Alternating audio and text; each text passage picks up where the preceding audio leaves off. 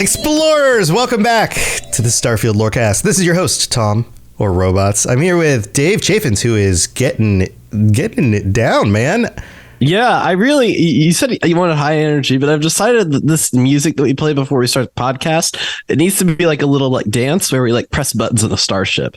Like you just get your index fingers out, kind of relax them, and then start, acting like you're pressing buttons. Oh, it's really the Starship button pushing dance.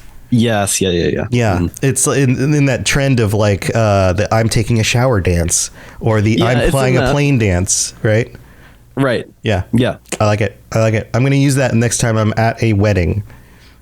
Everyone's going to love it. And then ask them to just put on an episode of the podcast, and then, but don't get into the actual podcast. Just stop it there, just so you don't need to do this for all of us talking. I DJ events. We've talked about this a little bit. In fact, I brought it up in the holiday special, which will be on our feed in like the next week after this episode's up, where we got a bunch of the hosts together to talk about things, and we mentioned things that we've enjoyed over the year. And one of the things I do is I swing dance, and every time I say that, I feel a little bit ashamed, because the picture that most people get in their heads of when you say I do swing dancing or whatever is usually some cheesy ass thing on TV they saw where people were like flailing around to Brian Setzer, and what you actually do in an actual social club is a little bit different from that. But I also DJ events and things like that as well. So to the point of this, I've never gotten a request while DJing for a podcast episode. That would be amazing. That would be amazing. Although I did get a request for Billy Idol for White Wedding at a swing dance. I also get requests for salsa dance, and I'm just like, that's weird. I wouldn't go to a salsa dance and request jazz music. Yeah, that's true. That's like going to the heavy metal show and being like, play some funkadelic. Right. Yeah, it doesn't make any sense. But anyway, welcome back to the show. This is the weirdest intro we've ever had. We're talking about the Crimson Fleet today. We're getting into the lore and the origins of the Crimson Fleet, and we will not be talking any more about DJing or going to dances or anything like that, unless it somehow comes up in the background. I'm pretty sure it doesn't, but maybe I missed that part, Dave. I mean, did you miss the entire dance studio that the Crimson Fleet had together? I mean, when you think about pirates, what do you think about? You think about pirate songs. There's got to be some like dances. This is in the future. Yeah. These are future pirates. That's space true. Pirates. That's true. When I have dances with their songs. When I first ended up at the Key, I was expecting a musical number at some point. Everyone's all like, screw you. We're pirates. We're scary pirates. And I was expecting a like, yo ho, little like dance number, but that never happened. Yes. Pirates of the Penzance situation, though, as much as I enjoy a comical pirate, these pirates are not so comical. They're very self-serious. Yeah. They dial it down a little bit, I believe. Yeah. Okay. So let's get into this. Where does our knowledge about the Crimson Fleet start? So it starts in an unusual place, because in the game, if you go through the Crimson Fleet quest line, the first place you go is the Lock. But it actually starts before that with a character called Jasper Kryx. Jasper Kryx, Kryx, I call it Kree. He was a low-life criminal gangsta on New Atlantis. I love that I said gangsta like gangsta. that. He was gangsta. His name's also Jasper, which is not a very commonly used name, but is great. It is one of those names on my list of like, it needs to be used more often. Yeah. I really like Jasper. I think that's like a good like roguish name to give somebody. Or a really crotchety old man. Hey, I'm Jasper. Jasper. Hey. Stay a while and listen. No, wait, that's Deckard Cain. Anyway, so we find out about Jasper. Jasper is the origin of the group?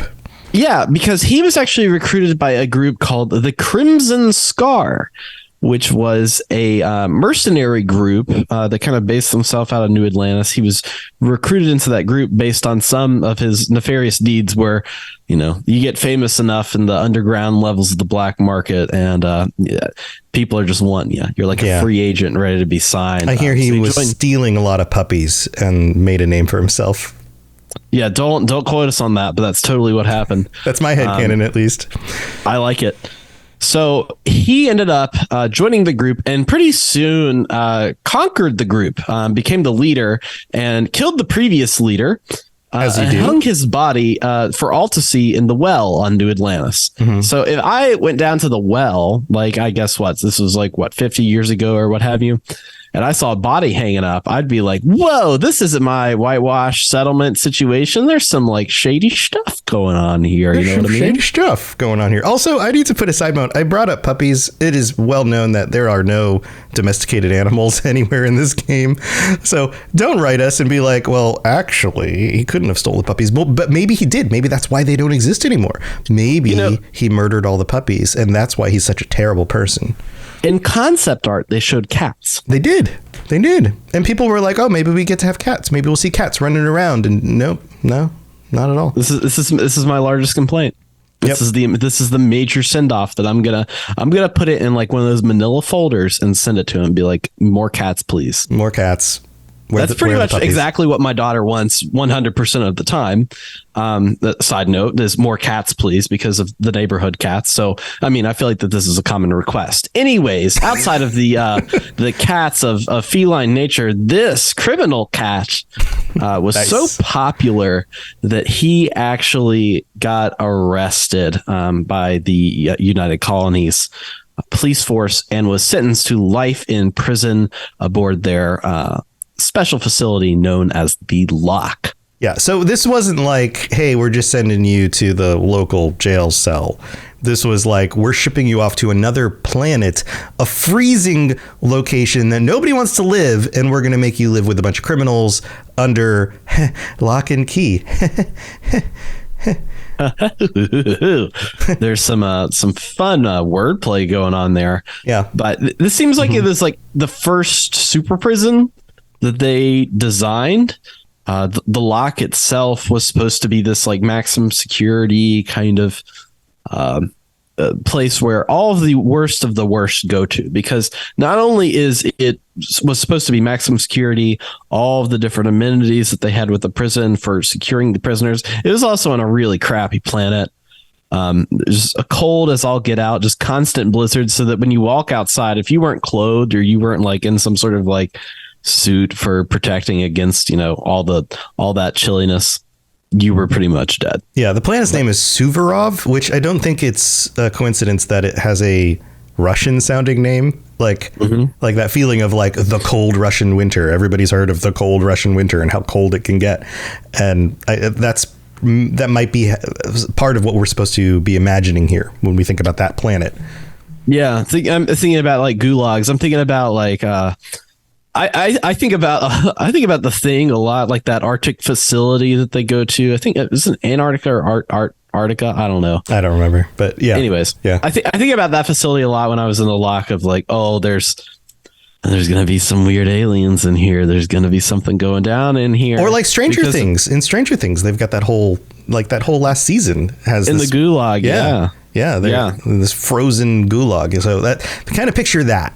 That's basically what he's going through here with all of these other prisoners. So the prison itself was actually controlled by a space station that was above it called the Key. So there was the Key, the space station, and the Lock, which was where they housed prisoners. So the Key's job was to make sure that all of the traffic coming in and out of the prison was all copacetic. So that could be supplies, guards, prisoners, anything that's coming in and out, so that once people like left the surface, like they wanted to make sure that nobody was like stealing spaceships to get off there. So they had their own space station where if a prisoner stole a ship, then they could, okay, we're in the space station, we'll get our spaceships and go get them. Yeah, it makes sense to have a mobile observatory kind of location that's monitoring the entire planet.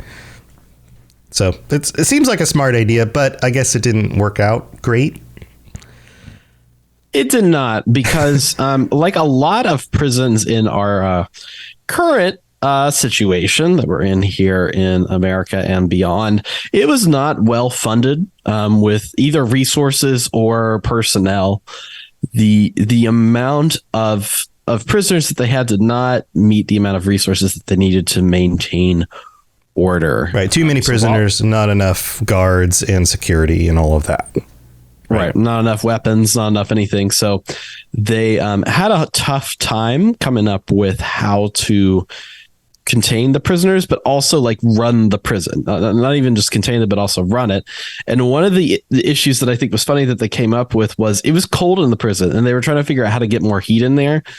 So then they bought a bunch of space heaters and tried to put them like throughout the prison. But then all of the prisoners got together and they started using them as weapons. Like they turned them into like, they stripped it apart and turned it into like a big frying pan, like it was hot that you could hit burn people with. or, yeah. Yes. Oh, that's great. That's great. So this went on for several years. And during Jasper Kryx, who was in prison, he decided he was going to instigate kind of a riot.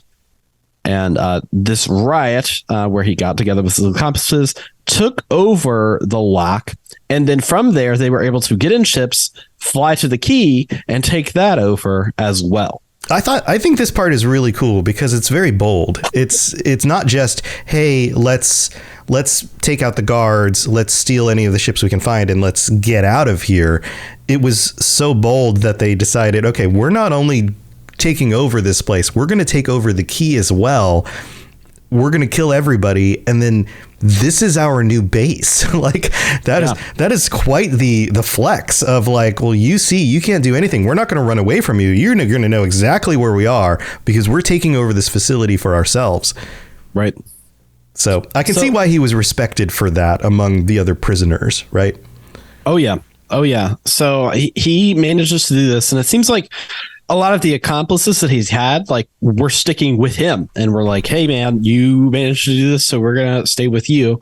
And so everybody that stayed with him, he decided that he was going to form a new group outside of the Crimson Star called the Crimson Fleet. And that started the official start date for the Crimson Fleet was in 2241. Okay. So still pretty far back there in time, because like 2330 is the current time. So we're going back 89 years. Almost, 100 years, right around there. Mm-hmm. So that's kind of where he started this group. The group itself was different from a lot of the different factions where it was non-traditional. It was a confederacy where the captains kind of came together and decided important issues, but mainly it was a way to network between each other and to get together for jobs. So like if there was a big job that they all wanted to do where they're like, we're going to steal from the Bellagio, they're going to be able to get, their 11 captains together and go out and get Brad Pitt and, be able to do that with the amount of resources and kind of the agreed upon splitting that they're doing when it comes to the plunder. Is that an Oceans reference? Totally not. Never seen that once in my life. It reminds me more of the Pirates of the Caribbean, like in the Pirates movies, how they have this confederacy of pirates and they all get together and each captain is a badass in their own way. And they're constantly, there's always a little bit of power struggle between each of the captains, and sometimes they coordinate, but most of the time they don't, like that sort of thing. Who was the lead? There was a leader in this is a side note. In the Pirates of the Caribbean, you have Jack Sparrow, right? He was supposed to be one of the captains in there. But then there was his dad, and he was like the seat. Wasn't it played by Keith Richards? Did Keith Richards? He looks a lot like Keith Richards. Was that actually Keith Richards? I think it was actually Keith Richards. Like they got somebody to do it. I think it was Keith Richards. Sparrow's dad. I'm looking this up as Captain Teague. The actor. Who's the actor? Oh, anyway, I'll keep digging into this. Oh no, it was played by Keith Richards. You're right. It is actually Keith, which is funny because Keith Richards was one of the inspiration for his actual pirate. He's like, what could be more piratey than Keith Richards and being a rock star? So that was his inspiration. That's hilarious. I had no idea that was actually Keith Richards. That's something ridiculous. New every day. I think that scene, and kind of tying it back to what we have with the Crimson Fleet, that scene of them going to, in Pirates of the Caribbean movie, they go to this pirate fortress and it's like a bunch of different like pirate ships kind of like molded together to make this like makeshift little fortress that all the pirates live in. Yeah. I thought that was kind of cool that like in the key you get that like you get all of these different rooms and all this different stuff that's all kind of like they've taken off the United Colonies, like they've defaced everything. Everybody kind of has their own personality and what they do. If you go to some of the different bunk rooms, they're dressed up for the captain's personality that lives there. It's a really cool location, and it reminded me of that. And every time I go back to that, I'm like, oh, I feel like I'm coming back to my Pirate's Fortress. You know what I mean? Yeah, and it's got like that, like, I mean, it's been around for over 90 years. So it's got that kind of old history of like being kept up by this group of pirates, and nobody wants to do any work unless they're forced to. And so or unless they're taking care of their little section of the place. Right. So yeah, it's got a lot of personality. Some people complain about how everybody there's just kind of just a jerk, but I mean, it kind of makes sense. They're a bunch of pirates. So they're fine. Yeah. They're just a little smarmy. That's all they are. Yeah, they're everyone's just a little bit smarmy. Yeah, that's it. All right, so Jasper sets up this new location, officially forms the Crimson Fleet. Right. And then what?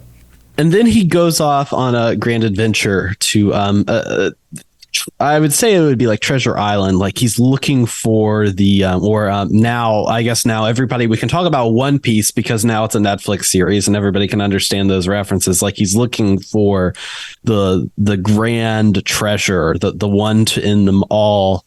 And he actually gets lost looking for that. And he went missing in this like electromagnetic field trying to find this treasure. And he said that this treasure that he was going to get would be able to fund all of the Crimson Fleet operations for years and years and would be able to establish them as like a really good force. But as we all know, and how the main quest for the Crimson Fleet plays out, you discover a lot of what happened to Jasper Kryx in this that quest that he went on, much like Treasure Island, and looking for the treasure for that. Yeah. So I don't know if we want to get too spoilery into the details, but you do follow through with this a bit to find out if the treasure is actually there, what actually happened to him, and all of that. But in the actual story of the Crimson Fleet, he disappears because he goes off, and then the Crimson Fleet moves on without him. And there are some people in the fleet who are like, oh yeah, he's a legend and he was onto something and maybe we'll find out what that is. Maybe we should follow it. Right. And then there are other people who are like, he was an idiot. He went out there and died somewhere chasing off some fake treasure. And so, no, we're not going to do that. But at the current state of the game, the Crimson Fleet is, would you call them a little bit more than just a nuisance? They seem to be garnering enough attention, and the potential of them coming across an actual legitimate treasure that would fund their endeavors seems like a very dangerous thing to the UC. I think they're getting bigger, and I think that they are. You run into them as much as Spacers, Eclipse, Mercenaries. Like as far as like player encounter, they've become an issue that's their own thing and group. They're a big enough gang that they have connections everywhere. Yeah. Then they got a cool name, Crimson Fleet. It's a good name. All right. Any other details we want to cover before we go to the mid break? Well, I kind of wanted to talk about some of the current setup of members that they have as you start the game. So Delgado is the leader of the Crimson Raiders. He's Crimson Raiders. I wrote that in there. Crimson Raiders are from Borderlands. Do not believe me. That's true. That's a very similar name. The Crimson Fleet, however, is led by Delgado, and he's obsessed with the Jasper Kryx legacy, that special treasure, and he's going to pretty much try to do anything to find that. The Crimson Fleet also employs this really cool cyber runner that I wanted more out of. I wanted more out of the cyber runner. Dude, yeah, okay, so can we talk about him for a minute? What was his name again? His name is Shinya Voss. Yeah, so this part is a little crazy because we know that the communication from planet to planet is only as fast as light can travel, right? So that's why there's no radio station out in the galaxy somewhere, is because you can't actually transmit radio signals faster than light. planets are very far away from each other. So, for example, if we were to transmit from the Earth to the sun a radio signal, it's going to take 7 minutes to get there. And that's just to the sun. That's not from one solar system to another solar system, which would take years if they're light years apart, right? Right. So, okay, so with that being the case, you have a character here who seems to be able to hack things like the Galactic Bank. How? Like, what technology is being used in order to do that? Because even if there was like a local bank stationed on the planet below the key and Shinya could hack into that station, the rest of the bank system wouldn't know about that transaction for years, potentially, depending on what system you're in, unless they are conveying information through ships that are traveling with grav drives in order to update the rest of the system. Is that how it works? Because I'm very confused. It's a cool cyberpunk thing, but I don't understand how any of the technology under this works. Yeah, I think it's done by ships, because that's how information gets everywhere. So I think they just have such a network of people that he is able to, as people come in and out and back and forth between the key and other areas. I think that's how he's getting his information. It feels very much like a Mass Effect Shadow Broker to me. Like, it feels like that he is kind of that character that's like, oh, I've got the underpin on everything. I kind of know everything that's going on. He's like the lead informant for it. But I think it's interesting because he's so important that they planted a bomb on his chest. Yeah. And they're like, hey, you can't leave. You got to stay here. Don't worry, we won't blow you up, but you can't leave after. And he's kind of cool with it. He's just kind of like, yep, this is what I got to do, but it's worth it. And it's super weird. At least in Mass Effect, you have the mass relays. So it makes sense that you could send like radio signals into the mass relay and then send that to another system and then propagate it from relay to relay, right? But we don't have that in Starfield. We don't have anything like that to propagate a signal. But yeah, he's a cool character. I won't spoil anything, but like the way this plays out, you end up confronting him again at the end of the quest line, and you get to make decisions about like, I mean, clearly he has a bomb on his chest, so what are you going to do about that? And that can play out a few different ways. Yeah, I've never played it out that way, because here's the thing. I side with the Crimson Fleet every time. What are you talking about? You don't take down the Crimson Fleet? No. What am I, a narc? Do I look like a narc to you? Do I look like somebody who's going to narc on them? No, I'm not a narc. Not an arc over here. I mean, some of them are just jerks, you know, they just need But then you can just get rid of them. If you don't like them, you can just like, oh, well, you know what? Well, I think you're stupid, and so I'm going to lie about something to get Delgado to kick you out. That's what happens. They find you later, and then you get to kill them.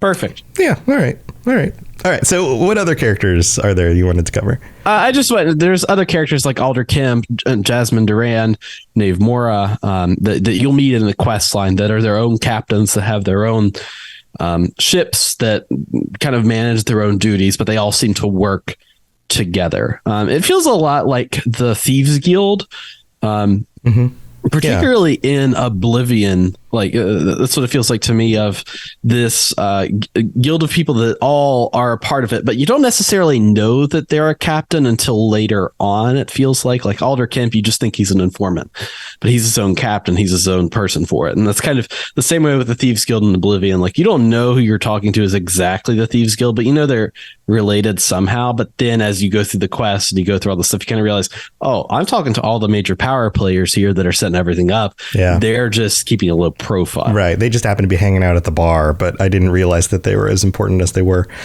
Yeah, that's an interesting point. I would love an expansion. I mean, we talk about this all the time, things that we want in future expansions and whatever. I would love more Crimson Fleet stuff. I would love to be able to become like Pirate Lord and then just not just have like the ships in your fleet, but actually like rule with an iron fist and be like this, like I'm going to assign this guy to captain of that ship, and I'm going to do this with this brand. I'm going to send them out on a mission, and maybe 3 days later they come back and now I've got extra money because I got my cut from that mission. Or maybe things went bad and they got blown up, or maybe they get stuck on a planet and now we've got this little side quest to go try to figure out what happened to them and, you know, bring them back or whatever. Yeah, I'm curious if there's anything Radiant they can do like that, because there was, if I now enter the extreme speculation zone, there was that leak of, it wasn't a leak, it was just a data mine really, that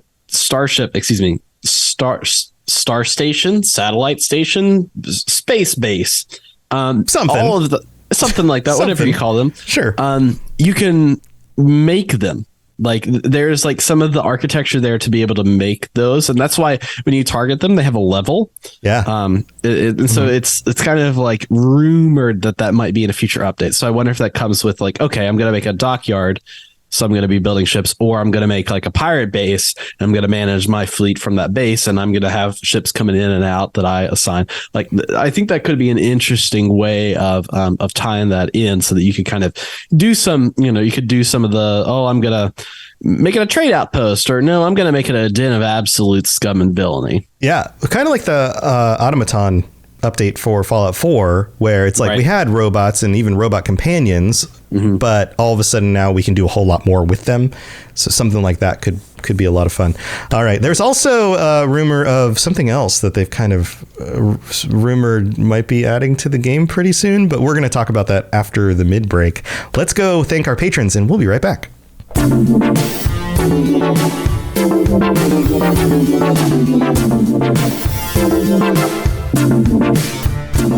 All right, here we are in the middle of the show. Thank you to all of our patrons who support us, who keep the show going, and big shout outs to our Space Lord patrons, Commander Marcus Shepard and Worst Action Hero. Thank you for your support, and thank you to all of you for being here. I hope you're enjoying your t-shirts, which I'm sure some have gone out already, or at least will be going out this month. So t-shirts should be going out if you are at that tier. Stickers, if you're at a tier where you get stickers, plus you get ad-free episodes, and you can join us for our patron chat. Speaking of our patron chat, we have a holiday special coming out next week, which was recorded with me and some of the other hosts across the network, where we talked about some of our favorite things. And then the week after that is the last week of the month. Normally we would do our patron chat on the last Monday of the month, which happens to be Christmas Day. So we're not going to do it on Christmas Day. We're going to do it on the 26th, which is the day after Christmas. Hopefully that's a little bit better for our patrons to join us. So that is coming up in a few weeks, and you have plenty of time to sign up if you want to ask for a Christmas present from somebody, get them to get you a subscription to the Patreon, and then you can come join us and chat on the show. So thank you to everybody for the support for all of that. And another way that you can help us out is leaving a 5-star review on Apple Podcasts. We'll read those out on a future episode of the show, or you can rate the show on Spotify or whatever other podcatcher you're listening to this on. Or even if you're watching the videos on YouTube, commenting, liking, subscribing on the videos, sharing with your friends, all of that stuff would be awesome. So thank you to you for all of the support. We couldn't do it without you. Let's move on with the rest of the show.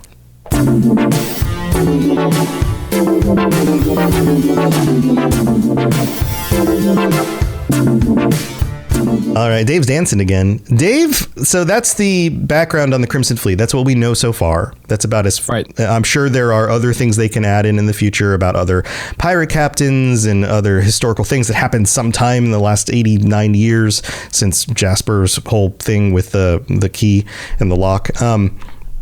But I know you've got some questions, and do you want to talk about one of the things I don't know if you saw this. There was a post yesterday where they hinted at a new mode of transportation that will be added to the game. What could this be? What could this be, right? Like for a long time, they're like, okay, we don't have vehicles because you got your jetpack. But people have complained. They've, at this point, the game's been out for a few months, and people are like, well, it would be nice to, if you're going to land every time you land your ship on a planet, you're at least so far away from whatever the location was you were going to. So you still got to boost over to it. What if they're going to add like a little, I don't know, vehicle that can come out of a compartment on your ship and then you can drive, or, I don't know, Star Wars speeder bike across the planet or something. I'm more of the camp of a speeder bike, because that's easier to implement than like a Mass Effect style. Here's my like big centipede Jeep. Mm-hmm. You know what I mean? Mm-hmm. And we see a lot of those big centipede Jeeps hanging out around the different bases and stuff, but you can't go in them, can't turn them on, just like cars in Fallout. They're there, but I feel like a bike would be pretty sweet. Pretty sweet deal. Yeah, something like a little hover bike or something. Now, Pasta Monster 1 in chat, in our Twitch chat, I think you might be on something as well. They posted Achilles riding. Achilles, that's how you pronounce that name, right? The horse-looking guys that fight the Terramorphs. What if you could catch different kinds of creatures on planets, tame them, and then ride them? That would be cool. I really want to ride a Terramorph. I don't know that I want to touch a Terramorph physically, but okay. Yeah, I really want to ride one and be like, oh, this is my Terramorph. Oh, do not worry about your brain getting scrambled now. Don't worry about that. What if you could tame a Terramorph and instead of it saying like crazy stuff in your brain, it just tells you really warm, fuzzy stuff? Like, seems like another really version of the adoring fan that you're pitching. Seems like you want the adoring Terramorph. Yes, the adoring Terramorph. And it's like, it just says like really positive things. You know what? You're a really good person. You're so nice. You are extremely talented. You're so handsome. Like things like that. But now it's just in your brain. You've been a really good person today. You've been really great today. I really appreciate you. It's totally okay. You don't need to feel bad about punching that pirate scum in the face. That was the right thing to do. You know, like, okay, cool. All right. I think we've talked ourselves into a hole and now this has to happen. It's gotta be a thing. Or, there's gotta be a way to mod this in, right? Like the Terramorphs trigger like actual audio to play in people's games. So what if you just put a bunch of, here's what we should do, Dave. Your voice and my voice, we should record a bunch of like really positive things that the Terramorph could be saying. And then we just need to mod it into Terramorphs. So instead of them saying terrible things, they say really nice things. And that'll just be a mod. We'll put it up on the store. Just record some morning motivations and then there we go. Yeah. All right. Anyway, that's the new speculation zone. But I know we've got some discussion questions here. You had some thoughts on this. Yeah, I wanted to talk about kind of like the design of this league of bad guys. Like we get together. A lot of heist movies are like that. Or a particular one about a certain body of water. It's 11 people that get together. They're all criminals, and they all like in their mindset. They're the 11 C's. The 11 seats. They're all like, we're all going to work together. You see this in Fast and Furious, like pretty much every Fast and Furious movie. It's all in the family. And the family. I've never seen a Fast and Furious movie. Well, you really should. This is an admission right now. Ever since they came out in the 90s, when I was a teenager, my friends and I made so much fun of them that from that point on, it didn't matter if once they actually got good. I was just like, nope, not going to watch this. I think now we're getting on that bell curve of like the Fast and Furious movies. So like the middle ones, like 5 through 8 are like, woohoo, crazy, so much fun. But then the later half is getting kind of lower, and the back and the original like trilogy of whatever was pretty bad. I still make a joke when we're driving and somebody goes real past us real fast. I always look at my wife and go, that guy's fast and furious. Which is kind of a dad joke at this point, but it's okay. I'm a dad. That's great. That's great. You're allowed. I'm allowed. So my question is this feasible? Like a full faction? Like I understand people getting together for a job, but like how often do you think that there's conflict within the Crimson Fleet itself for the amount of stuff that they're doing and getting together? Like there has to be a rotating door kind of captains that are coming in. Oh, absolutely. I mean, it seems like there's constantly a power struggle and all of the captains are aware of that. And so they need to constantly be like clamping down on the people underneath them while also motivating them at the same time. You can see it in the conversations. This whole like, well, if I got to do it, you got to do it. I'll shoot you in the head. All right, I'll do it. Like that kind of thing. Right. So yeah, I would imagine it's these kinds of situations probably just fall apart naturally after a certain amount of time.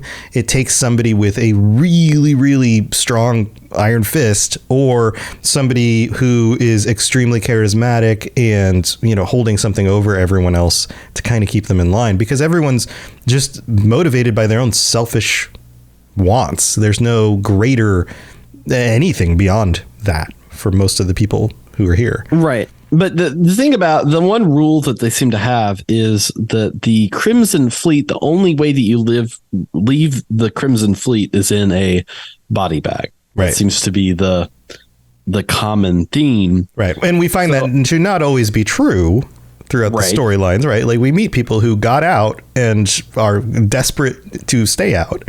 a member of Constellation. Woo! Woo! All right. A member of Constellation, Vladimir Saul. I mean, he was a Crimson Fleet captain, and now he's just like working out in his little shed in the woods. You know, I think that's what I call the eye, is the little shed in the woods. That's true. Yeah, he's from them, and we learn a bit from him. Also, back to your consummation instead of constellation. I think you've just defined how people who are interested in the adult modding of Starfield will further, like the group Constellation group is going to be called the Consummation Group. Group, and everyone's going to be like clothing optional when they're in the club and stuff. Yeah, I can see like a Sarah Morgan very non-seriously going, "Welcome to Consummation." Take off your clothes immediately. Do it. That section of the internet is very excited about this idea, I'm sure.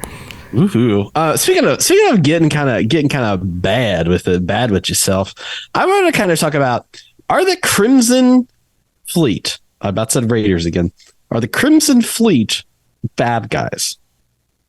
I mean, okay, so if you define bad guys in most forms of literature as being self-obsessed, very selfish, like they don't have any higher moral standard, then yes, most of them are, because they're in it for themselves.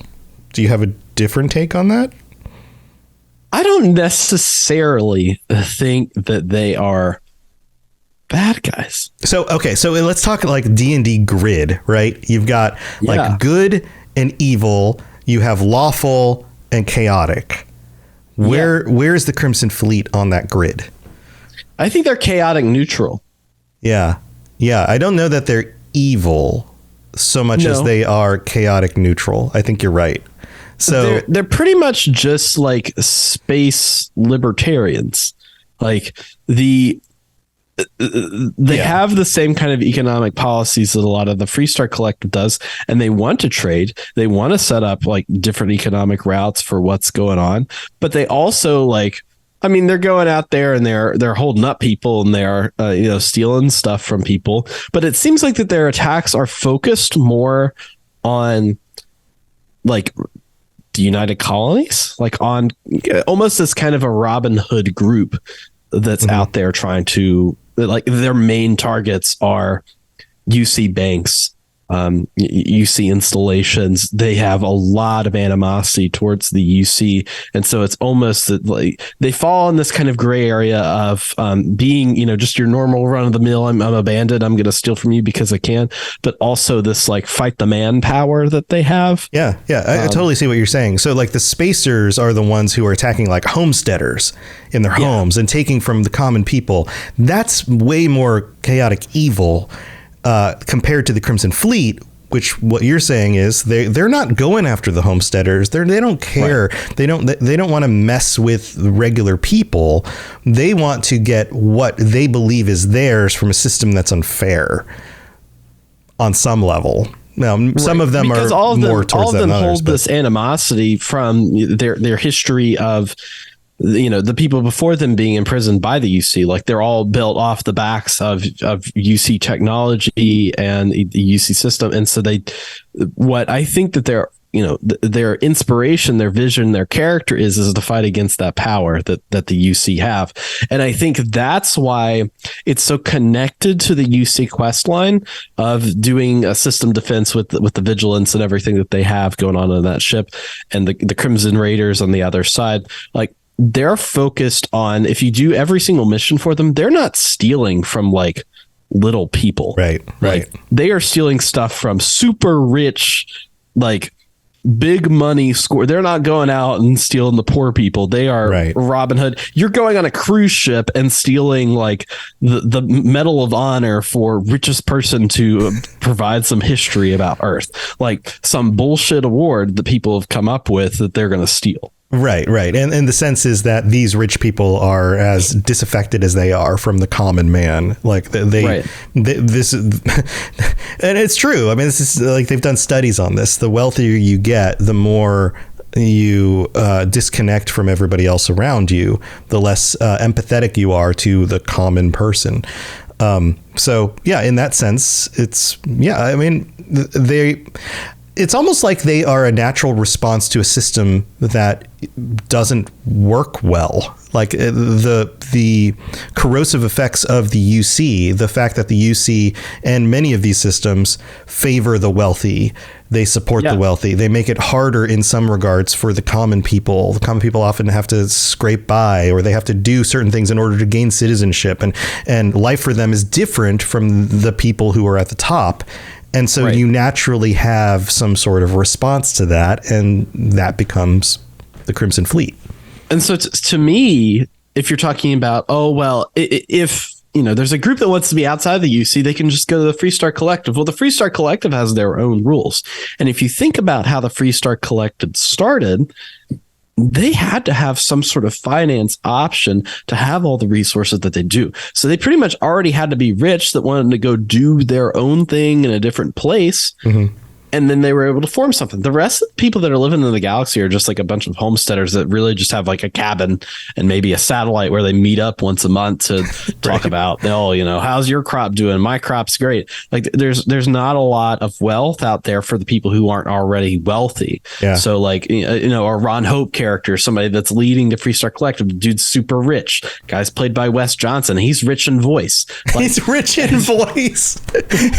He's very wealthy in his voice capabilities. His voice capabilities, yeah.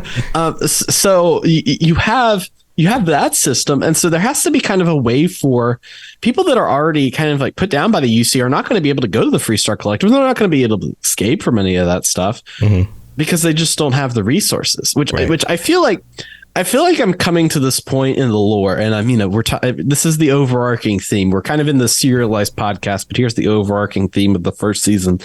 I think we're being lied to a lot about the UC. I think the UC is actually pretty bad. I think that we're given a lot of propaganda because it's the first place that we go, and we're like, oh, well, this is the first thing I learned. And it looks shiny. How it is. It looks nice. It's shiny and beautiful. And everybody's like, oh, yeah, it's great. It's fantastic. I love my chunks. Love my chunks.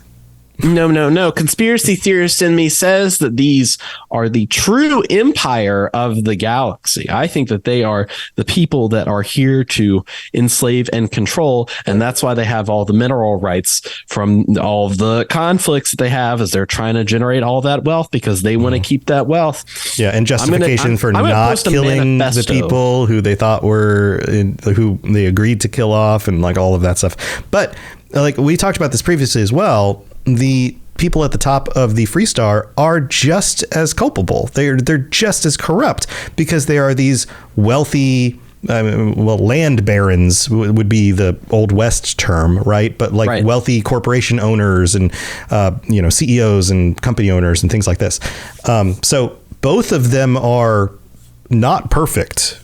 But neither is, well, here's the thing is that like we're given this game, Starfield, and we're given a scenario where everything's supposed to feel hopeful. And we've talked about this before as well. It's not as jaded. It's not as dark as Fallout or Elder Scrolls, but it still is underneath. Like the inside core of any of these groups is corrupt.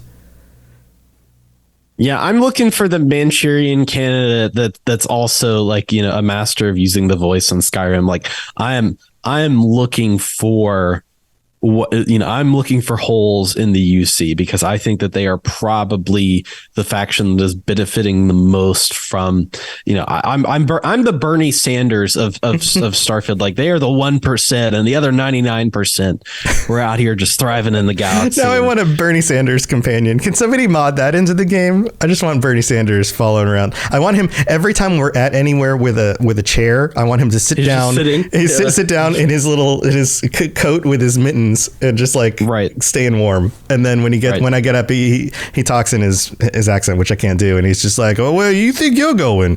And I'm like, Bernie, just gotta, hey man, we got stuff to do. All right. All right. Yeah. It's a little like this. That's right. It's a little breathier.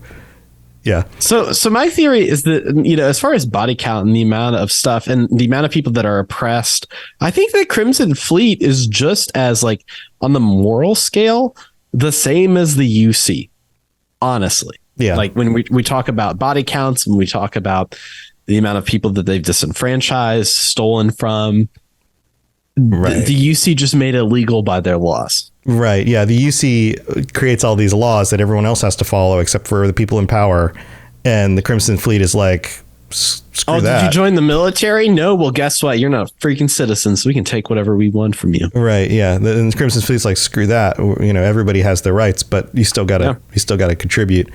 Yeah, I could see that. Yeah, it's an interesting dynamic. I'm particularly interested in how these storylines play out and the story continues, because I think that this is a firm foundation for each of these groups.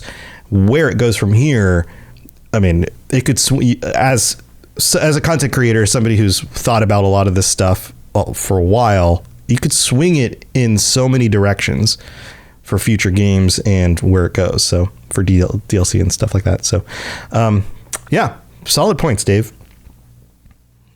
And I'm just here to point and dance. Well, I think that's going to do it for the episode. That was all the questions and thoughts we had on this. I'm excited to see where things go.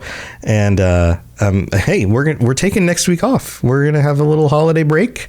I hope you enjoy the holiday chat. We all talked about our favorite things from the last year, and just, you know, trying to warm the holiday spirit, talk about good, positive things, no complaining, any of that. So I hope you enjoy that episode coming out next week. And then we're getting together with our patrons again.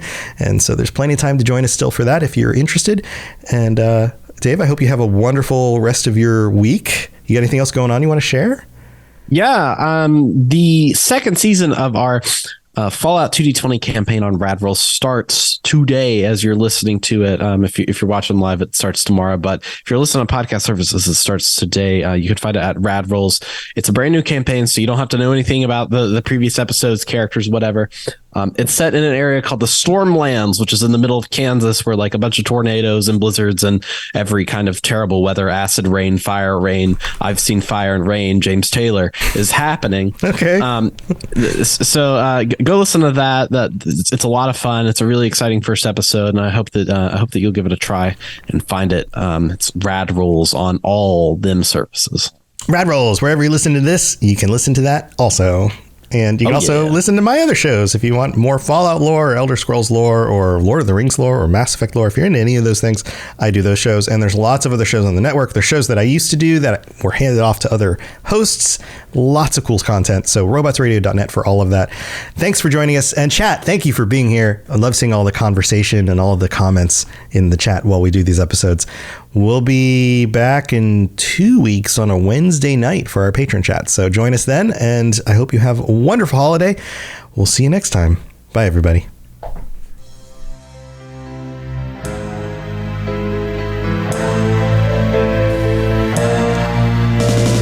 Thanks for listening to the podcast. We hope that you enjoyed this show. Did you know that parodies are copyright protected? Tell a friend and review On iTunes or other services. Dave and Tom excited for Starfield.